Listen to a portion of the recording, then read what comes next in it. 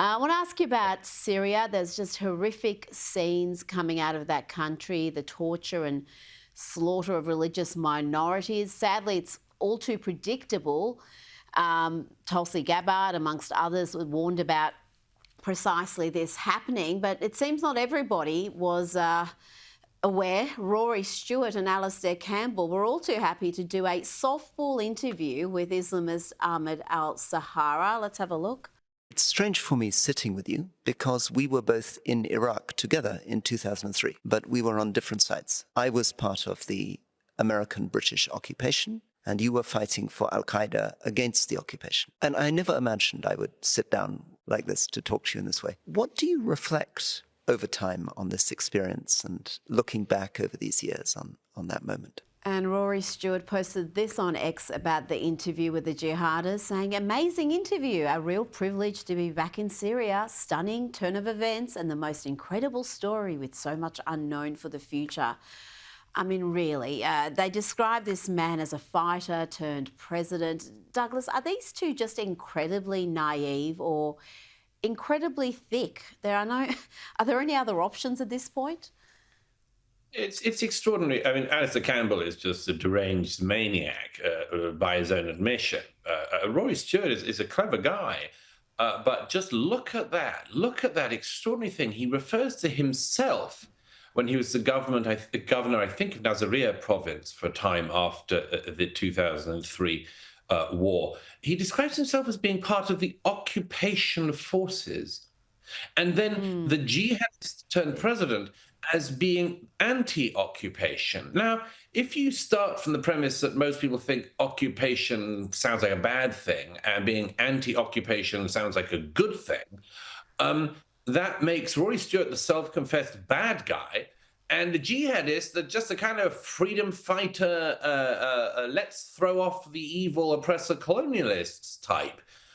What a way to frame yourself, your country, that war, and in particular, what a wonderful way to frame the man that you're interviewing.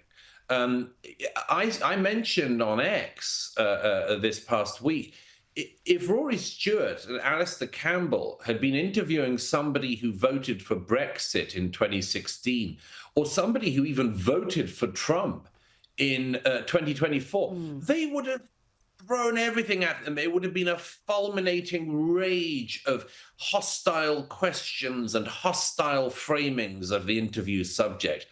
But you have a jihadist in front of you who's just overtaken Syria, and it's all fawning and softballs.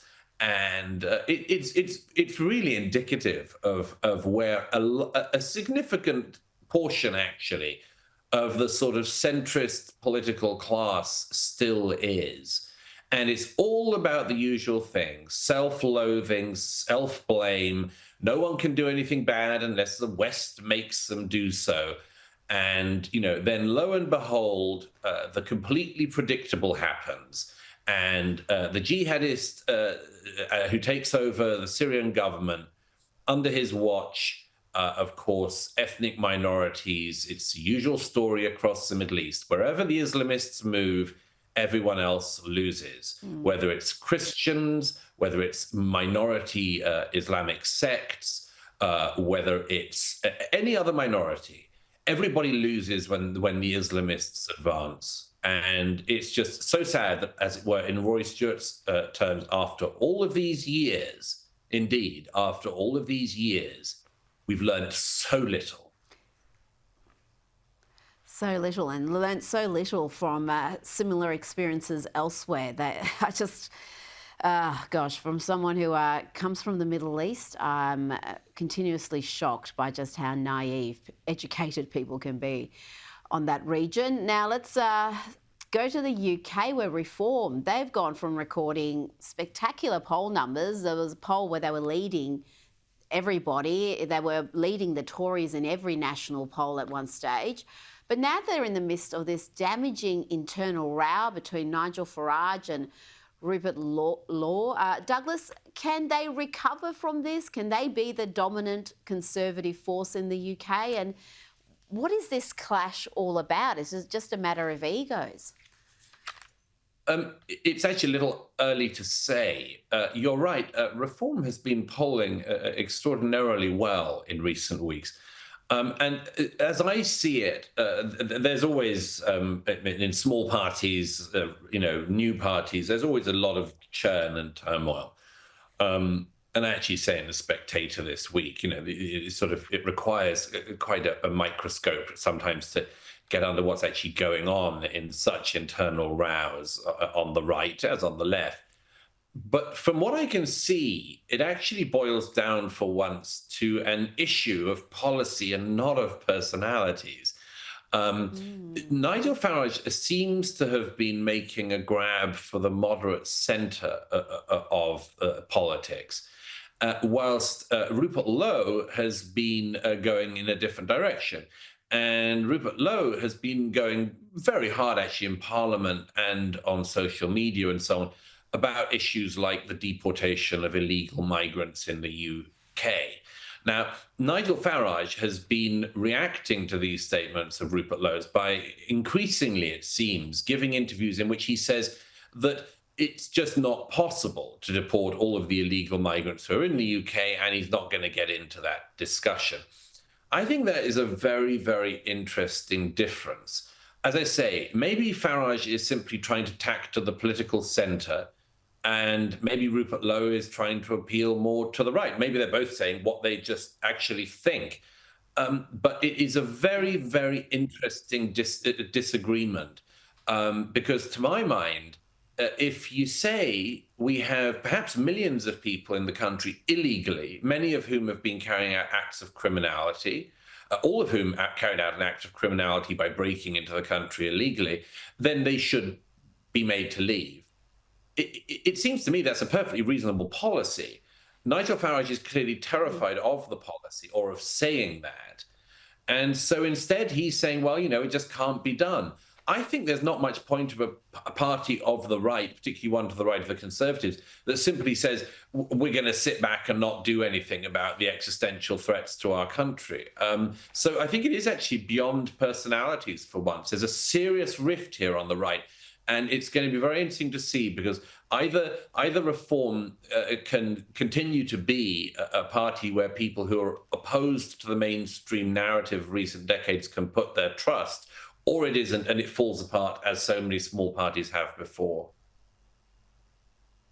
Yes, it needs to decide where it stands on that issue. That is an important one. And I've got to say, I'm pretty surprised by Nigel Farage's stance on that. Now, I mentioned the Guardian newspaper. They've made a big song and dance about leaving X. They said that was because the platform was full of disinformation and misinformation. Well, it's the Guardian that has had to issue a fulsome apology for disinformation, misinformation. The apology has been to you, Douglas, and from what I understand, a big fat check as well, because they falsely accused you of supporting violent racist attacks during anti-immigration protests in the UK last year.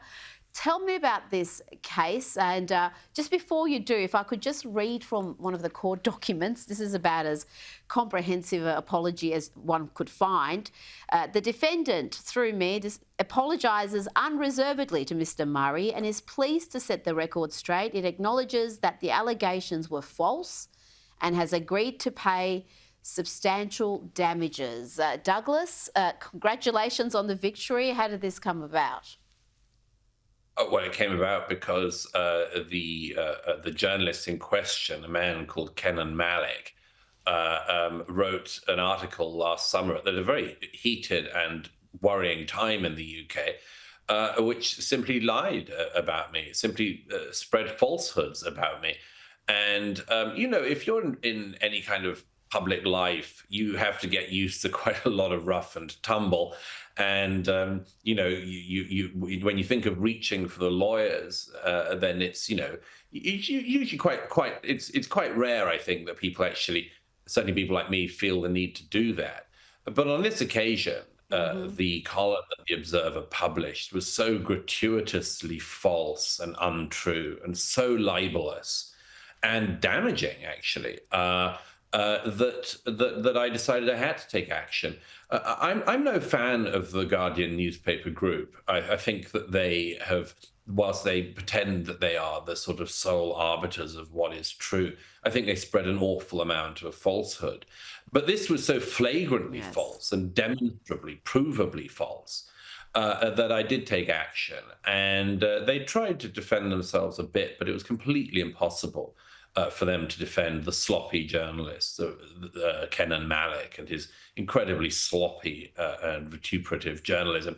And yes, they had to make a full apology, as you saw at the court in London this week, promise not to repeat the charges and pay what they call substantial damages, as well as legal costs. I just think it's very important that people remember that it's, to use a phrase that The Guardian is fond of, a comment is free. Comment is free, but facts should be sacred. And it's not the case that writers for The Guardian newspaper group should simply be allowed to make up things, make up facts, lie, falsify information, and get away with it. So I'm very pleased that for once, the Observer, the Guardian newspaper group, have been held to rights. I wish it would happen more often, frankly. Congratulations from everyone in Australia. I'll speak on behalf of the country. Douglas Murray, thank you so much for your time tonight.